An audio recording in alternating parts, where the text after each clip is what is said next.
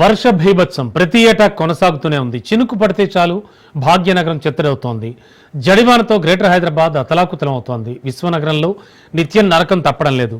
Smart city danger సిటీగా మారుతోంది. Old city అంటూ లీడర్లు డాంబికాలు పలికిన గ్రేటర్ రియల్ పిక్చర్ దడ పుట్టిస్తోంది. వరద ముప్పును నివారించేందుకే ప్రభుత్వం వేల కోట్లను ఖర్చు పెడుతోంది. అయినప్పటికీ హైదరాబాద్ మహానగర డ్రైనేజీ వ్యవస్థ అస్తవ్యస్తంగానే ఉంది. చిన్నపాటి వర్షానికి ఏ గల్లీలో చూసినా డ్రైనేజీ నీళ్లు పారుతూనే ఉంటాయి. ఎక్కడ నాలా ఉందో, ఎక్కడ మ్యాన్హోల్ ఓపెన్ చేస్తుందో తెలియడం లేదు. ఈ దుస్థితికి కారణం ఏంటి? ప్రజలు అవస్థలు పడడానికి బాధ్యులెవరు? భాగ్యనగర్లో ఎందుకీ దయనీయ పరిస్థితి? పాలకుల నిర్లక్ష్యమా? గ్రేటర్ హైదరాబాద్ను కాపాడుకునే మార్గాలేంటి?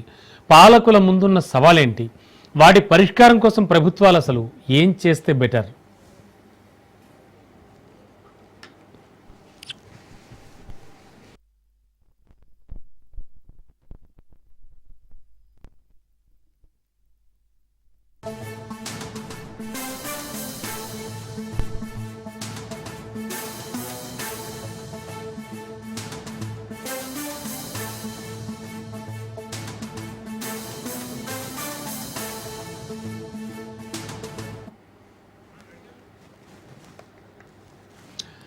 భయం భయం, క్షణక్షణం భయం భయం. ఎప్పుడే ముప్పు ఉంటుందో తెలియని పరిస్థితి. గ్రేటర్ హైదరాబాద్లో అస్తవ్యస్తంగా ఉన్న నాలాలు నరకప్రాయంగా మారుతున్నాయి. అడుగడుగున ఆక్రమణలతో కుంచుకుపోయి బీభత్సాన్ని సృష్టిస్తున్నాయి. ప్రభుత్వాలు పాలకులు మారుతోన్న భాగ్యనగర రూపురేఖలు మారడం లేదు. హైదరాబాద్ సిటీలో నాలాల సమస్యకు మోక్షం కలగడం లేదు. జనాభా పెరుగుదలతో నీటి వినియోగం, కలుషిత జలాలు ఎన్నో రెట్లు పెరిగినా బల్దియాలో అండర్ గ్రౌండ్ డ్రైనేజీ సిస్టమ్ మాత్రం మారలేదు. నాలాల సామర్థ్యం పెరగడం లేదు.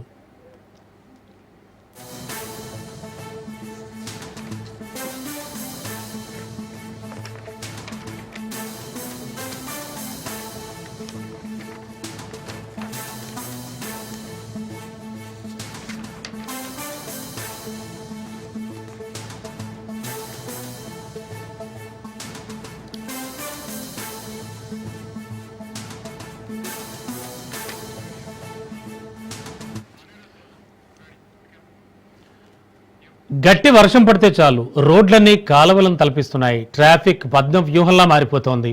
దీంతో వాహనదారులు గంటల తరబడి రోడ్లపై ఇరుక్కుపోవాల్సిందే. కిలోమీటర్ దూరం కూడా గంటల తరబడి క్యూ లైన్ కట్టాల్సి వస్తోంది. మాదాపూర్, గచ్చిబౌలి, పంజగుట్ట, సికింద్రాబాద్ ప్రాంతాల్లో అయితే ఫుల్ ట్రాఫిక్ జామ్ అవుతోంది. ఆఫీసుల నుంచి ఒకేసారి ఐటీ ఉద్యోగులంతా బయటకు రావడంతో వాహనాలు నిలిచిపోతున్నాయి. రోడ్లపై భారీగా వరద నీరు చేరడంతో వాహనాల రాకపోకలకు తీవ్ర అంతరాయం కలుగుతోంది.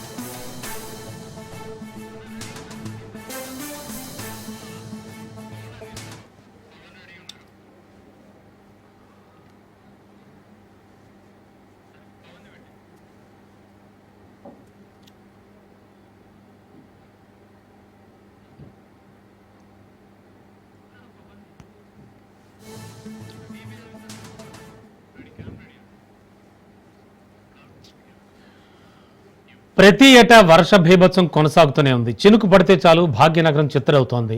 జడివానతో గ్రేటర్ హైదరాబాద్ అతలాకుతలం అయిపోతోంది. విశ్వనగరంలో నిత్యం నరకం తప్పడం లేదు. స్మార్ట్ సిటీ డేంజర్ సిటీగా మారుతోంది. డేంజర్ బెల్స్ మోగిస్తోంది. ఓల్డ్ సిటీ అంటూ లీడర్లు డాంబికాలు పలుకుతోన్న గ్రేటర్ రియల్ పిక్చర్ మాత్రం దడ పుట్టిస్తోంది. వరద ముప్పును నివారించేందుకే ప్రభుత్వం వేల కోట్లను ఖర్చు పెడుతోంది. అయినప్పటికీ హైదరాబాద్ మహానగర డ్రైనేజీ వ్యవస్థ అస్తవ్యస్తంగానే ఉంది. చిన్నపాటి వర్షానికి ఏ గల్లీలో చూసినా డ్రైనేజీ నీళ్లు పారుతూనే ఉంటాయి. ఎక్కడ నాలా ఉందో, ఎక్కడ మ్యాన్ హోల్ ఓపెన్ చేస్తుందో తెలియని పరిస్థితి. అసలు ఈ దుస్థితికి కారణం ఏంటి? ప్రజలు అవస్థలు పడడానికి బాధ్యులెవరు? భాగ్యనగర్లో అసలు ఎందుకు ఈ దయనీయ పరిస్థితి? పాలకుల నిర్లక్ష్యమా? గ్రేటర్ హైదరాబాద్ను కాపాడుకునే మార్గాలేంటి? పాలకుల ముందున్న సవాలేంటి? వాటి పరిష్కారం కోసం ప్రభుత్వాలు అసలు ఏం చేస్తే బెటరు? ఇక ఇదే అంశంపై మరింత అదనపు సమాచారం విశ్లేషణ అందించడానికి మా కరెస్పాండెంట్ పవన్ సిద్ధంగా ఉన్నారు.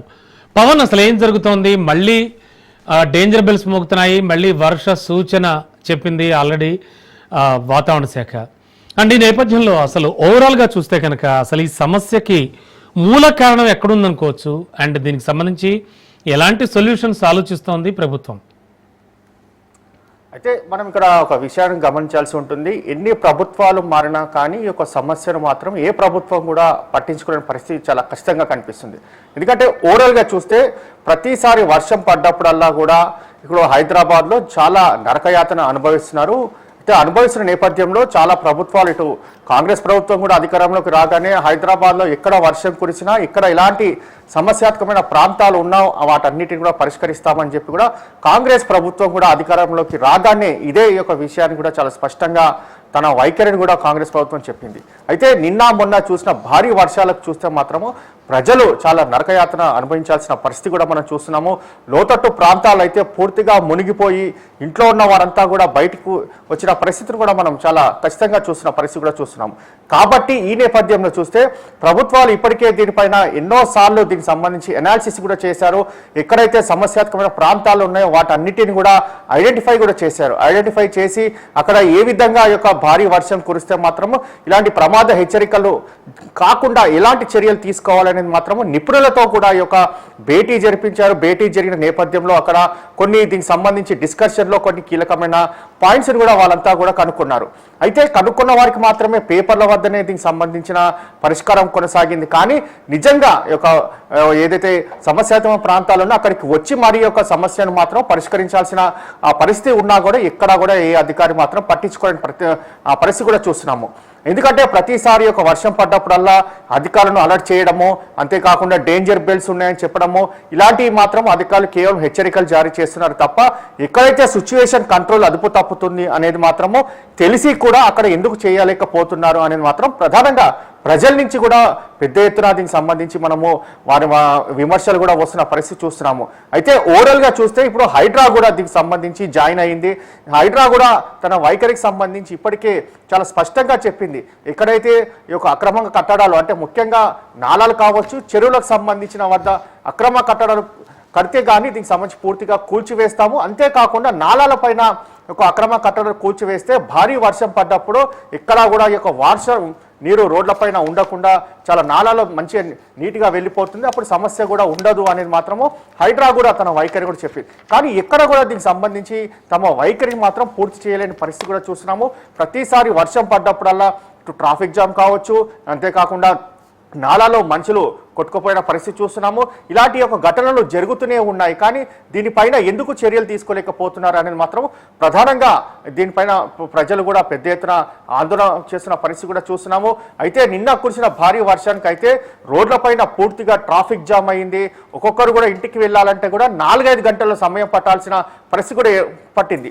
ఎందుకంటే పూర్తిగా ఇక రోడ్లపైన వర్షపు నీరు ఉండడము, ఈ వర్షపు నీటి నుంచి కూడా వారు దాటుకొని ఒక వాహనం పైన వెళ్ళాలంటే కూడా వారికి మోకాల్లోతో వాటర్ ఉండడము రోడ్లపైనే, వాటన్నిటిని కూడా వారు వాహనాన్ని కూడా లోపల నుంచి తీసుకోవాలని పరిస్థితి చూసిన నేపథ్యంలో చాలా మంది వాహనాలు ఖరాబ్ అయిపోయి రోడ్లపైన ఉన్న పరిస్థితి కూడా చూస్తున్నాము. ఇలాంటి పరిస్థితుల్లో ఒకవైపు హైడ్రా తన వైఖరి చెప్తుంది, రానున్న 2 గంటల్లో భారీ వర్షాలు కురుస్తాయి హైదరాబాద్లో, ప్రజలంతా కూడా ఇళ్లలోనే ఉండాలి, ఎవరు కూడా బయటికి రావద్దు అనేది మాత్రము హైడ్రా తన సంబంధించి ఒక వాతావరణానికి సంబంధించి చెప్తుంటే, మరోవైపు వాతావరణ శాఖ మాత్రము హైదరాబాద్లో వర్షాలు కురుస్తాయి కానీ భారీ వర్షాలు మాత్రం లేవు అనేది మాత్రము తమ వైఖరి చెప్తున్నాయి. అంటే హైడ్రా దీనికి సంబంధించి ఒకవైపు ఒక విధంగా చెప్తుంటే వాతావరణ శాఖ మాత్రము తమ వైఖరి మరో విధంగా చెప్తుంది. దీని పట్ల కూడా ప్రజలు కూడా కొంత గందరగోళ వాతావరణం ఏర్పడిన పరిస్థితి కూడా చూస్తున్నాము.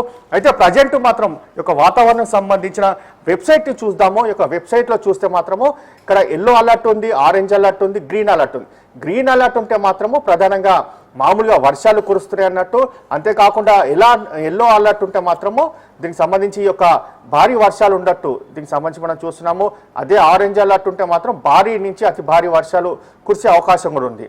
అయితే ముఖ్యంగా ఇక్కడ చూస్తే మాత్రము ప్రధానంగా హైదరాబాద్లో చూస్తే ఆ యొక్క వర్షం కురుస్తుంది కానీ భారీ వర్షం లేదనేది మాత్రం ప్రధానంగా ఇటు వాతావరణ శాఖ యొక్క వెబ్సైట్లో కూడా పూర్తిగా తనకు సంబంధించిన డీటెయిల్స్ కూడా పెట్టిన పరిస్థితి చూస్తున్నాము. హైదరాబాద్లో మాత్రము మామూలుగా వర్షాలు ఉండే అవకాశం ఉంది.